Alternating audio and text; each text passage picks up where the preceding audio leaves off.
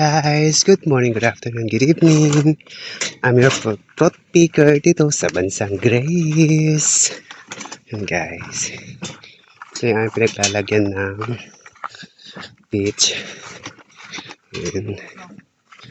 Para mas madaling i-transfer doon sa sorting area. Sakto. Yan guys. Ito yung aming napitas. Tada! Yan. Yan. May mga kasama ko guys. Ayan. Aray ko. Ito guys yung amin.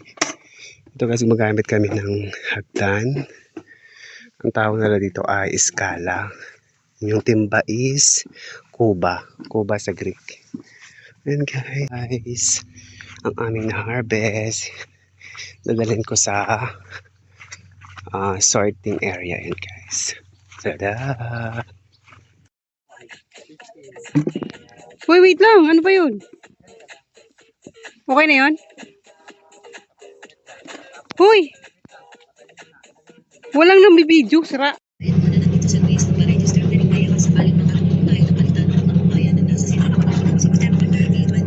Hello guys! Ito yung aming na-harvest for today's video. Ito guys yung nectarine.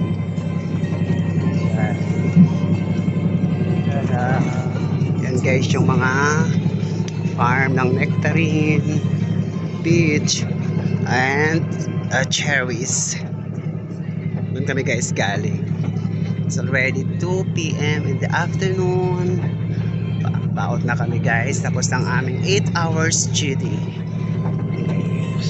Ito yung aming buhay. Fruit picker sa bansang Greece.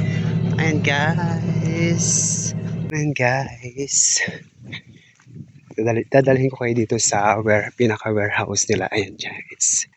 Dito lahat. Diyan lahat pinapagsak yung mga fruits. Ayan. That's my colleague Adrian. Tapos ang aming duty guys.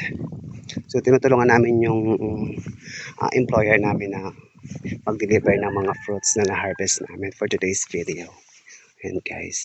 May mga ano naman dyan. May mga cargador in Tagalog. Mga Greek people and may mga Albanian din guys na natutulong sa amin. Tada! Look, ito guys yung ibang fruits. So, nakalagay sa crate. Ayan. Ito yung ginagawa nilang parang damaged na siya. Ito yung mga ginagawa nilang juice.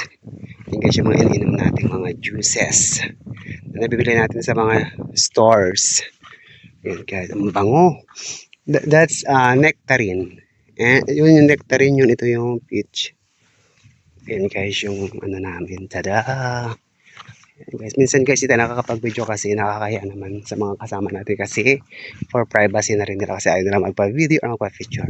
Ayan guys, that's pretty much for today's video. Please don't forget to subscribe, like, and share para updated kayo sa aking mga vlog. Bye!